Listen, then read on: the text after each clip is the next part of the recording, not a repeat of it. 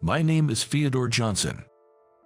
I'm more of an impatient person, and I like to eat my food quickly, and I like burgers and sandwiches which I can just stuff in. Especially, I've always been a fan of BLT sandwich. That day happened to be a day off for the surgical clinic I run. I'd spent the late morning at my favorite spot, a diner near the station known for its chicken dishes, having a drink and getting into a good mood. For a finishing touch, I had a chicken and egg sandwich that served as both my breakfast and lunch. My clinic is located in a regional city with a population of just under 100,000. Near the station, there is a decent amount of commercial facilities. In the middle of the shopping street extending from the station, there's the diner, and a few doors down, my clinic. If you go through the shopping street, residential areas flank both sides, and straight ahead leads to a low-lying mountain dotted with farms. My family home is also located on that mountain, and used to produce specialty summer oranges.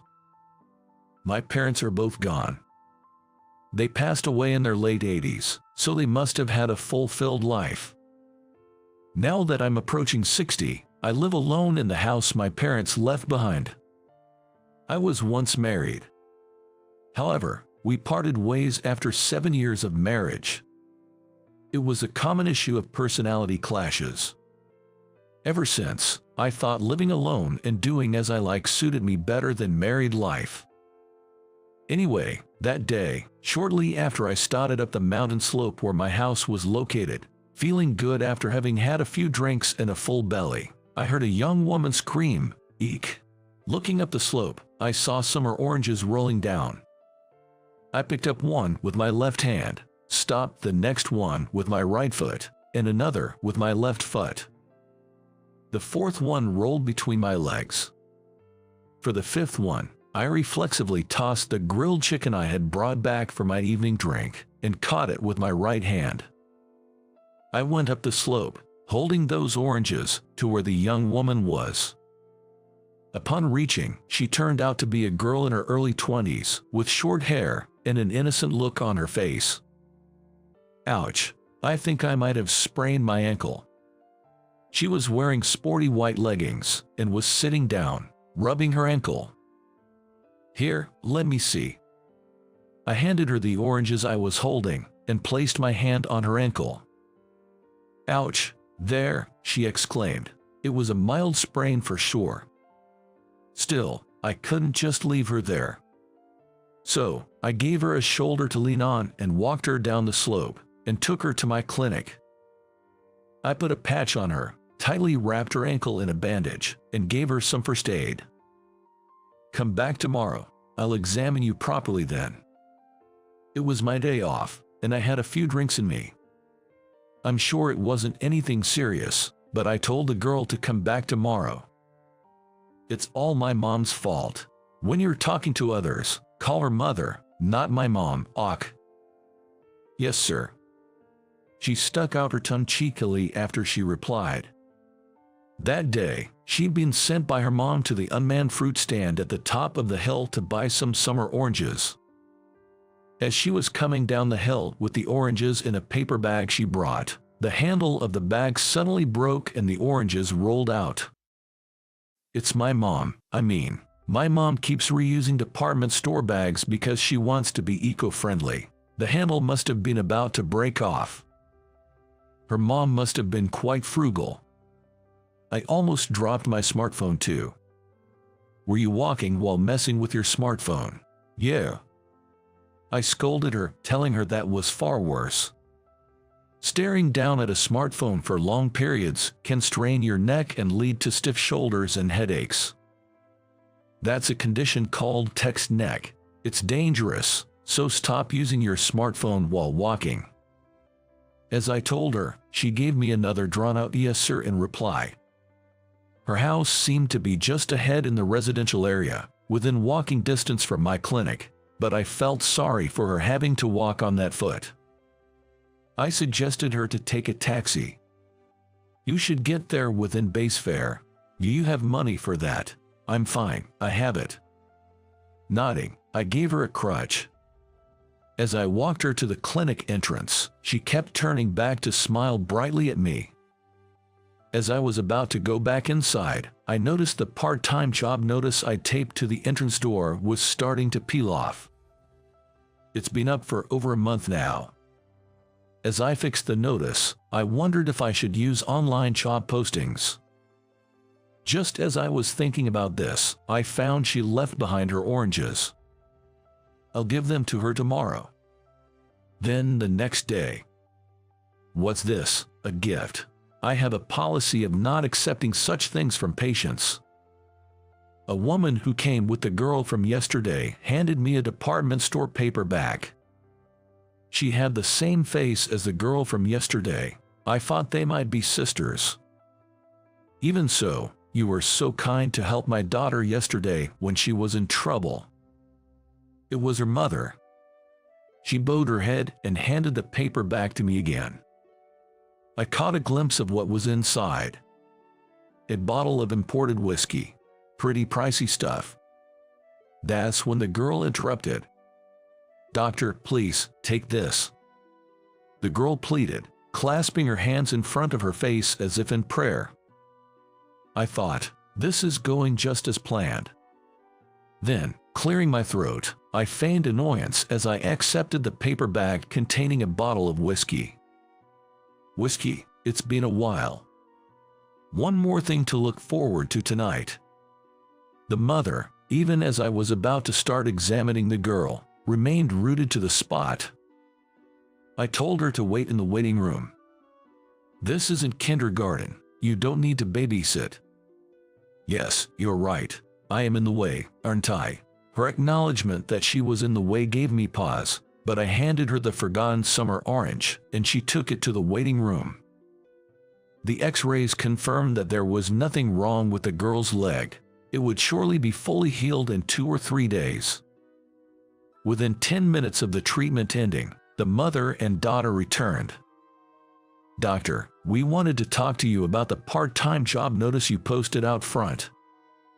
The mother, her demeanor now entirely different, spoke briskly, her eyes shining as she looked at me. "Would you be able to do it?"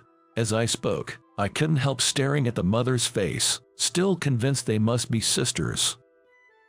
"No, my daughter. Would she be suitable for the job?" "Her. This one here." Beside her mother, the girl stuck out her tongue and gave a little bow. "Listen, if that's the case, you should speak for yourself. You're not a child anymore." I scolded the girl, warning the mother not to spoil her too much. That said, I did need a part-time worker. It's reception work, but it's not that difficult once you get used to it. So, I decided to hire the girl. The girl, whom I'll call Emma, began her part-time receptionist job 3 times a week once her foot healed. She was usually quite dependent on her mother when they were together, but when alone, she showed a responsible side and quickly learned the job. Moreover, her vibrant and cheerful smile was well received by both the staff and the patients. However, this also brought some trouble for me. Doctor, let's walk together there." Emma would always wait for my work to finish, and as soon as I left the clinic, she would dart over, crossed her arm with mine. And then, resting her head on my shoulder, she would start skipping along. "That's enough. Stop that." "Why? You're too young to be so familiar with men." "Doctor, you're just being shy." I was at a loss. I had taken in quite a naughty girl. A month or so had passed since Emma started her part-time job at my place, when one day, "My daughter, she's always grateful for your help." Emma's mother, Mary, visited the clinic with a smile as radiant as Emma's. Then, she offered a box of sweets, saying, "This is for all of you." I thanked her and accepted it. Then, she handed me a paper bag from a department store, saying, "And this is for you, doctor." Mary looked down shyly. Somehow, her behavior made my heart skip a beat. This is not a gift from a patient. so it should be okay, right? Oh, well, thank you. When I looked into the bag, there was a bottle of high-end whiskey. Doctor, you do like your drink, don't you? I'm not averse to it. But the last time I brought you one, you looked somewhat grim, yet the corners of your lips were raised. You looked quite pleased. Mary stuck out her tongue playfully. Even her gesture resembled her daughter, Emma. On my next day off, I had a drink at my usual diner, and for my final meal, I ordered favorite grilled chicken. Oh, wait a second. I hastily withdrew my order. I'm not in the mood for a chicken today. I told the owner of the diner so. How about fried rice? No, that's not it either. I've decided on risotto. On my way home, as I began to climb up the hill, a summer orange came rolling down from above. I picked it up and looked up the hill. Emma was there, smiling mischievously. Emma waved her hand and started running down the hill towards me. Don't fall, be careful. When she got to where I was, she stopped, placed her hands on her knees, and caught her breath. There was a faint sweet scent coming from her. Doctor, have you been drinking? I nodded. What did you eat? Well, some side dishes and, for the last dish, risotto. Emmy asked what I would do for dinner. I told her I hadn't decided yet. In that case, come over to my place, let's eat together. Without waiting for my response, Emma took out her phone and called her mother, Mary. It's settled, doctor. My mom also wants to treat you to dinner. Call her mother, not my mom. There was still some time left until dinner. I decided to part ways with Emma and headed home. We agreed to meet in front of the clinic at 5 p.m. When I arrived at the clinic at 5, Emma was already there, passing the time on her smartphone, waiting for me. You should limit your time on that smartphone. Emma shrugged and stuck her tongue out at me cheekily. As we began walking towards her house, she, as usual, looped her arm through mine. I had given up on any futile resistance. Is your father around? She replied plainly that she doesn't have father. My mom, she's a single mother, so my father was never in the picture. I regretted asking, sensing I might have asked something I shouldn't have. My mother works the cash register at a large supermarket across the train station. Emma continued, chest swelling with pride. She boasted about how her mother, Mary, was faster and more accurate at the register than any other employee. Not only that, she treated every product with the utmost care. There was no doubt that for Emma, Mary was a mother to be proud of. The place where Emma and Mary lived was an old two-bedroom apartment that had seen many years pass by. I hope it's okay to drop by so suddenly tonight, I began. Oh no, it's our pleasure. After all, it was Emma who insisted on bringing you over, wasn't it? As Mary and I exchanged greetings at the entrance, Emma pushed me from behind into the house. On the modest-sized dining table, there was an array of dishes that Mary had apparently prepared for dinner. Beef and potato stew, Cobb salad, rib steak, and grilled salmon. The food was simple, but it had that classic, comforting taste of home.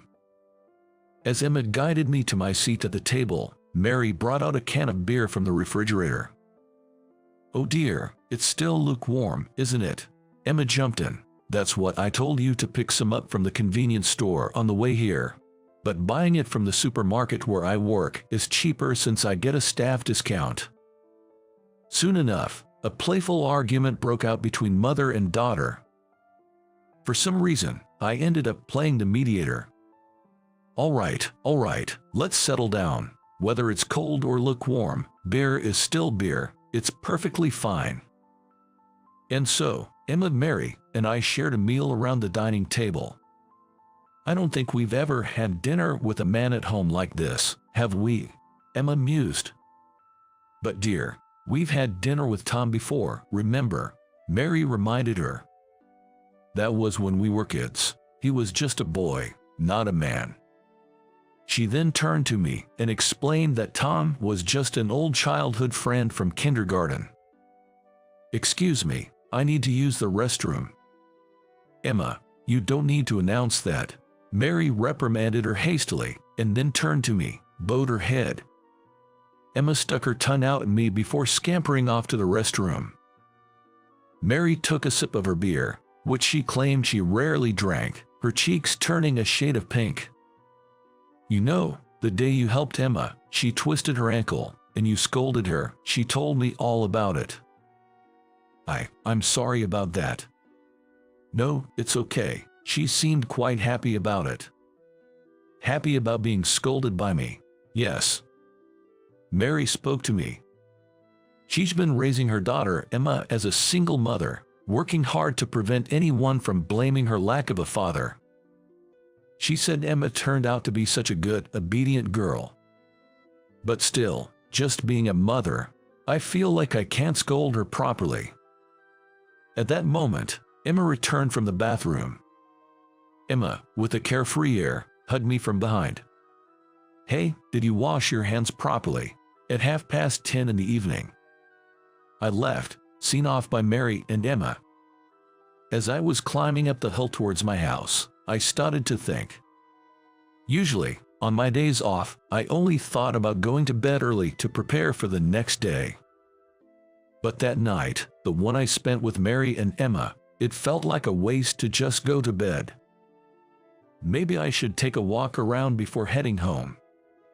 So, I changed direction and strolled around the night streets, gazing at the blue moon. And I thought. I had once failed at marriage and thought I'd stay single for life.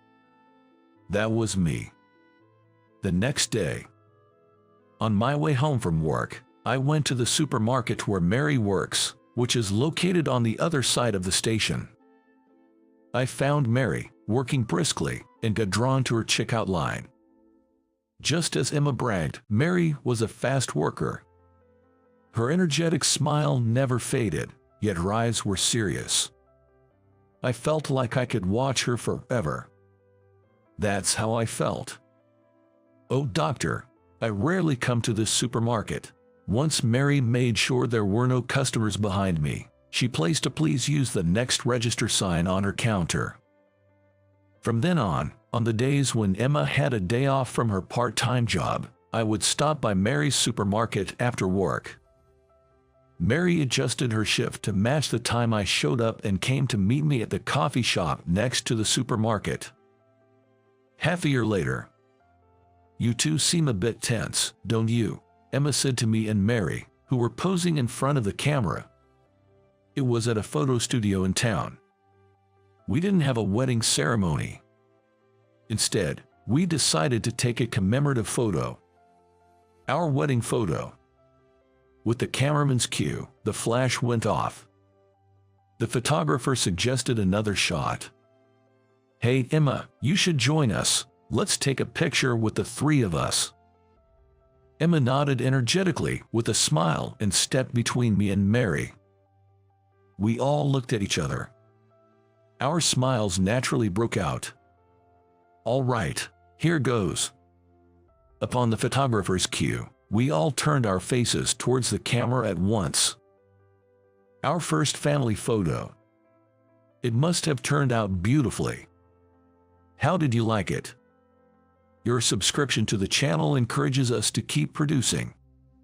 See you in the next video.